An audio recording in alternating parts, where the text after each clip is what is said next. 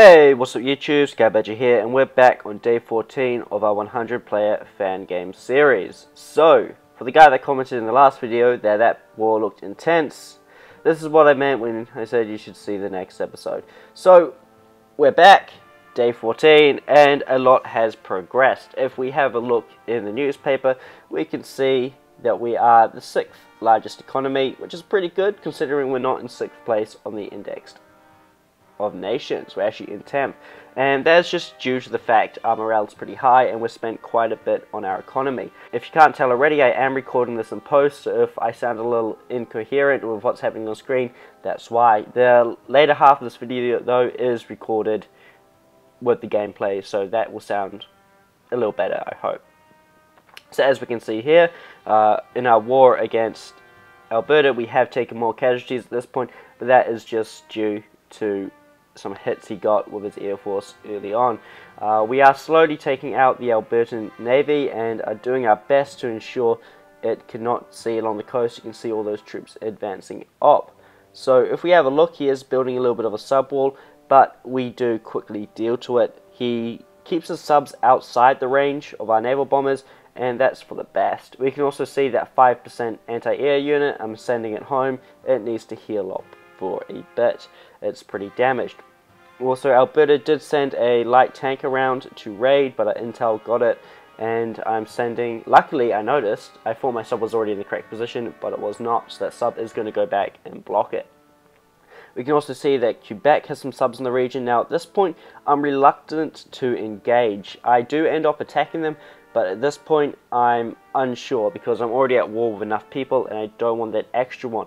But that Quebecan sub is not any threat at the moment, so I leave it. We can also see over here that I am dealing with some Albertan subs, and there is another Quebec one in the way, so the Quebecan sub engages, we will sink it too. So that's what's happening there. We can also see that there is a lot going on in this upper region, and it gets more intense later on. I'm currently grouping my troops at the moment, and they're going to move up, and under artillery support, when the artillery gets there, they're going to start bombarding that metal producing province. So that's what's happening at the moment. So if we have a brief look at what we're building and what we're training, we can see that we are building a lot of naval bases, and this is just to facilitate the upgrading of our navy and allow us to produce cruisers. We're also investing a fair bit in our oil production to make sure we have the capacity to continue building ships and aircraft well into this investment. Once we start running level 2 and 3 ports, it's going to run our oil down real quick. As you can see, I'm also building submarines and destroyers. So we're back a little bit later on, and as I said it would, it has gone a lot more intense. So if we have a look there, we can see that we have a lovely big stack of troops that we were able to group up, fighting a hell of a lot of light tanks, 32 to be exact. We can also see that there are swarms of aircraft above, battling it out in a timer reset battle, which is actually pretty intense. So basically what happened here was we grouped our troops up and we marched forwards and got to our goal. We started bombarding our targets, but then all of a sudden Alberta, not sure if he became active again, but he showed up and he launched all of his aircraft and tanks and everything at us in a strategy I've never seen before, but it was actually incredibly effective. So I've actually paused the video at this point just so I can explain what's happening. So the tactic that Alberta has gone for, like I said, is one I've never actually seen done before. It's an incredibly unique one. So basically what the premise of it is he had a stack of something like 32 light tanks, and when I went in bombarded, I got a little too close, and then when I tried to retreat, fall back so his light tanks couldn't get me, he force marched one group after me, and I did drop some troops out the back to try buy time, but it was not enough. So the approach he took involves all 32 of his light tanks attacking basically in the same position. So he sends them forwards as 32, but right before they attack, he splits them off into smaller groups of 3, 4s, 5s, and then they attack in large groups like that. So what he's doing there is he's avoiding the effect that stat-based damage efficiency would have on his troops. If he attacked with just a stack of 30, they have the strength of 10 or so, but by splitting it up into smaller groups, he's attacking with the strength of 32 light tanks, and that's not even the worst part. The worst part is because they're all technically in the same position,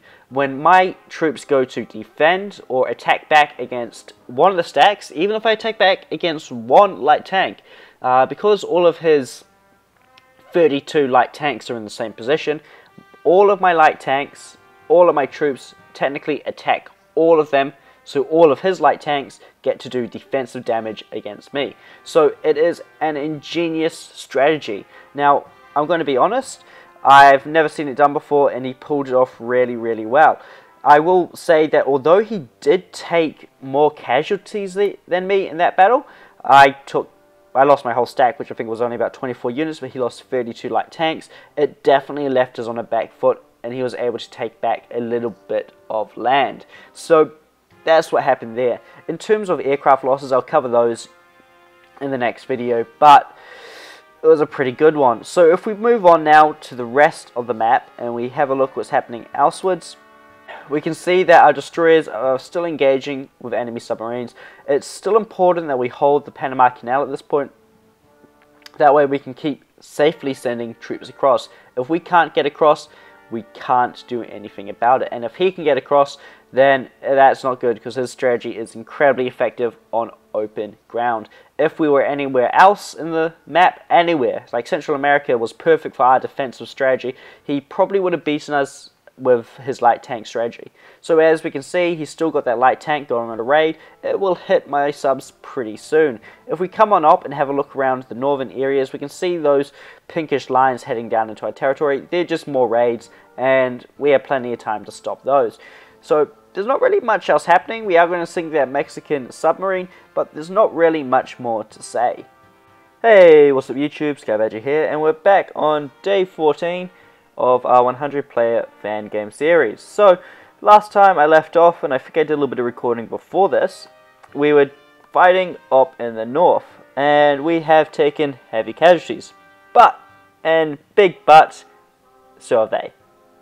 So our losses are kind of equal in the grand scheme of things, if not more towards our side. At this point in the conflict, our opponent lost more troops than he can probably afford to. While I may have lost 24 troops, he lost 32 light tanks, and those light tanks were the majority of the defenses in this region. His planes took a little bit of a hammering, and he's slowly building them back up, but when we started the fighting yesterday, there was 50 of them, and now there's only 30. So that is a good start for us.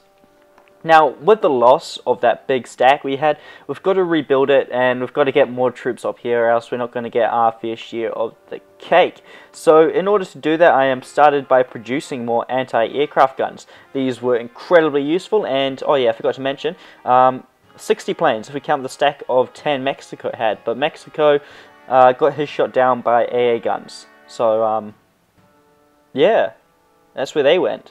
They met their death by my anti-air guns and good patrolling on King Kongo's part. So me and King Kongo were heavily engaged in that combat for most of yesterday, and there was a huge amount of coordination going on there in terms of resetting patrol timers, making sure we were targeting the right units, making sure we were direct striking in between patrols, making the most of gaps, trying to bait Alberta all over the place. It was a mess, but we somehow, I think, managed to inflict a fair amount of casualties. So on the tactical level, that was a victory to our enemy, but strategically, it's our victory. We've come out on top of that, and as you can see, now that we have these two groups here moving forwards, that's nearly 100 troops right there between our allies.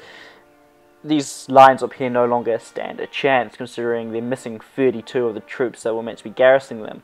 So we evened things out quite a bit. Now on the sea, we are scouting out and trying to find enemy convoys. Now this is old intel. Up here it was last spotted heading down this way, so I am going to intercept it when it gets there. Although at day change, which is in about 50 minutes, I'll get new intel and then I'll hunt it out there. I have also sunken a load of Albertan, once again, yeah, is Albertan right? Albertan subs? Or is like, I don't know, just Alberta subs. So that's off to a good start. Now at this point it's still hard to say which way the battle's going to go. After the pressure we put on Alberta last night, he is calling for peace. and I'd like to explain why we're not going for it. So, a lot of backstabbing has happened in this game, and I'll admit I've been guilty of it too. Our agreement with South Brazil and his ally, we didn't really have an agreement, but I feel like I owed them more than what I gave them. So, we're kind of guilty of it too. But regardless, the reason why we're not going to ally with Alberta is because of what he did to Texas. Texas had an agreement with Alberta that they wouldn't attack each other, and that allowed Texas to move all of his troops to the east and focus on these guys up here. Now, Alberta then went in and backstabbed him from behind, forcing Texas's troops all the way down to here, where he's been fighting with us ever since. It wasn't practical for him to march back and take his core, considering he only held this territory. It just couldn't be done. So that's what happened to Texas. Now, Alberta is offering us a similar deal, peace, if we head eastwards like Texas and face these guys over here. And while Texas has got a very, very good point that Italy, the Europeans, and the Africans are getting incredibly strong, he's kind of missing the fact that that deal sounds a lot like what he offered Texas early on in the game. At least that's what Texas says. So I mean, if I'm wrong, please let me know. So on top of that though, because I am fighting and we are all fighting a lot of people, we can't really do much more damage to our economy. We're at war with 6 people, and you only need 5 to get the minus 25% to your morale. So at this point, war with any other players and other players, it couldn't get any worse, basically, is what I'm saying. With our sub-wars slowly being erected and going up, we will have plenty of notice if there is an attack coming from the east. So that's where we're at the moment. Now, over the next couple of days, we are producing a lot of ships, and our economy is going to strain a lot. We are going to see a massive downfall in our economy. Now, while I have got my economic output up to levels where I'm happy with, I definitely need to get it higher. With that minus 25% on our morale, that's going to lower our production by 15%. So if we have a look at our production, we're going to lose about 2,000 metal production a day just from that minus 20% on our morale. In terms of goods, we're going to lose about 4,500 goods production, and I'm probably messing the maths off as we go, so I'll just leave it there in case I've already butchered the current numbers. But basically, that 15% of our economic output is going to hurt. So I am still building stuff, but not as much as I should be. I spent a lot on oil, and we have got that up nearly to 400 again. But the reason why it jumped to 400 is we lost 8 light tanks, 1 armored car, and 14 aircraft. Now, the aircraft weren't a total loss. We traded them over to King Kongo so he could continue the air war while we were inactive. And it's that sort of coordination that's actually making us go really, really well. So at the moment, I'm rebuilding my Air Force. I'm back up to 6 tactical bombers and 2 interceptors, I think. So we're slowly building it back up. Now, King made great use of the interceptors I gave him. I think I gave him 9 in total before day change yesterday in day 13.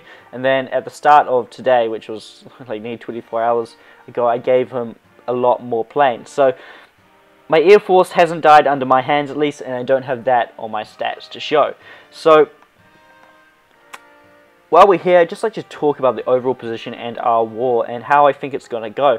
Now, at this point, it's still incredibly early days. We have got a lot of troops marching northwards, but as you can see, in I think the 3 days we've been at war, 4 days even, we've only moved up 3 provinces. We briefly got up to there yesterday, but we had to retreat.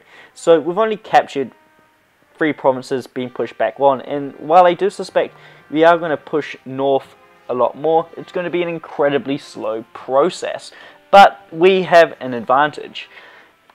Alberta may be a powerhouse and incredibly strong in his own right, but he is not very coordinated with his allies. While we were fighting him yesterday, we saw very little movement from his allies in an effort to help him fight us. Meanwhile, over on our Discord channel, there was plenty of chatter. We were coordinating everything down to patrol timers, which stacks to attack, every single thing, where spies were being allocated to go, where spies had been hit, everything was being coordinated. Nothing was missed. So I feel like, and actually one of the guys in our coalition, East Amazonia, or Rog as we would call him, summed it up pretty well. Alberta is a one-man act supported by 4 other players. Meanwhile, we're all equals down here. We are, a 4-person act with the help of Texas. And that is allowing us to be a lot more effective. Alberta can only fight so much by himself, and he needs his allies to step up the role more. Meanwhile, with us down here, we're splitting the load incredibly equally. We're all doing our fair share. When 2 of us are offline, the other 2 are online. When they go offline, it switches around. So it's not perfect. It's not like that all the time, but there's always someone watching. We're always fighting back. We're always getting intel. And yeah, so we're working incredibly well as a team. So in terms of army losses so far, they're pretty much equal. I know I've lost a little bit more than Alberta has. In the air, it's pretty back and forth. It's pretty hard to say who's winning. But on the sea, we're smashing them.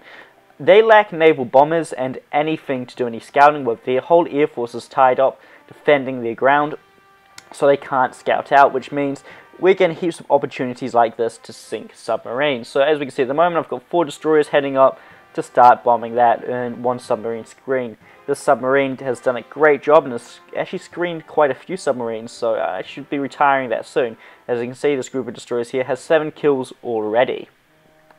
Now if we have a look, we will notice that all of my submarines are pretty damaged. That is just because of the nature of how I use them. I use them to screen while destroyers head up behind and do all the work. Submarines are like a throwaway unit, but at this point it's getting to the point where they are not effective as a screen, so I am producing a few more submarines and trying to send them up, although I need them on my wall. We are also starting to work on our cruisers, and we're going to have another one in construction pretty soon. And the reason we're getting cruisers at the moment is I'd love so much, nothing more, to park some cruisers underneath the stack of patrolling aircraft up here and then just bomb out those troops so the aircraft attack and just get ripped to shreds by AA guns.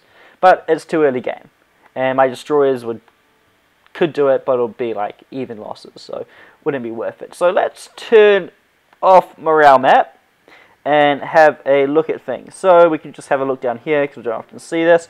That's how it looks. Nothing much has changed. If we head up this way, you can see all of that. Nothing new up here. No fighting up here, of course. Everyone's fighting down here, and it's like one section.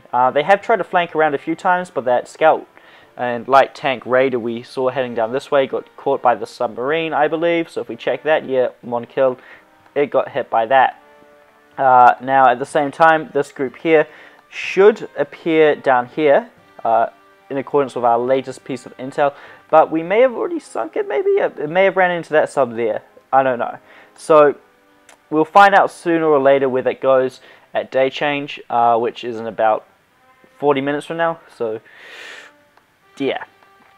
So heading up north, not much fighting in North America, but if we head over at least to the east side, west side, if we head over to the west of North America, we can see that British Columbia has captured some territory in eastern Russia, I guess. So there's still not much fighting going on this side of Asia.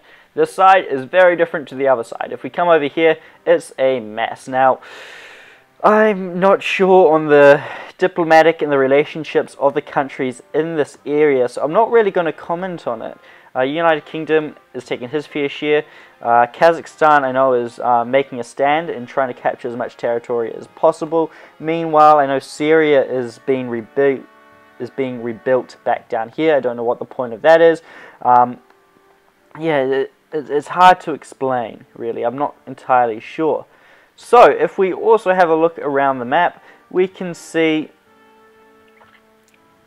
just everyone else's borders. Nothing fancy, nothing too interesting.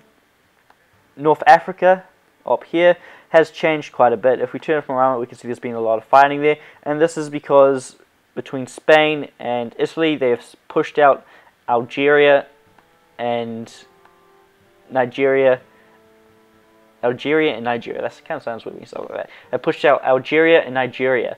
So they're both on their last legs. Algeria has been pushed out completely. Meanwhile, Nigeria is just onto this last few pieces of land.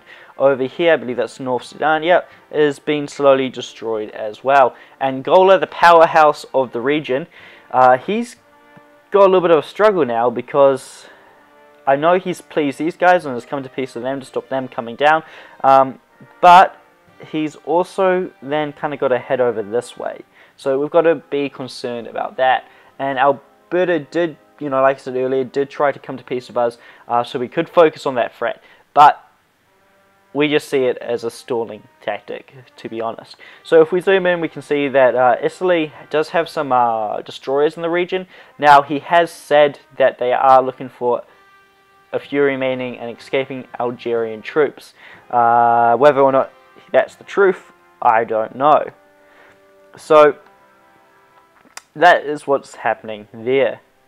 And oh, they're a long way from home. Let's go see. Is he still in the game? Yeah, he's still in the game. Oh, thank God I came over here. I nearly missed this. So, New South Wales is on his way out. New Zealand is still putting up a fight, but New South Wales has come back for the kill. I did that yesterday in the last video. And he is trying to deal as much damage as possible to New Zealand for backstabbing him earlier. Now, at this point, New Zealand's ally has been taken out of the game, so he's by himself, which is kind of good to see. Oh no, Western Australia is still there. He only controls a few provinces, but he is still there nonetheless. So we're going to see these players gone pretty soon, and then we'll be only left with these players from up here, which I'm not too sure about, because I had been talking to New Zealand a little bit, and I had been talking to New South Wales a bit, so I mean, at least with them in power over here, I knew what was happening. But as stands at the moment, with these guys in power, it's a little unpredictable, so I may need to re-erect my sub-wall over here. Yeah, so I'm going to leave the episode here. There's not really much more to say. We're going to go forward, going to sink some subs, going to capture some more land. I'm going to rebuild my army very slowly, starting with anti-air, then building infantry, and then building armor again.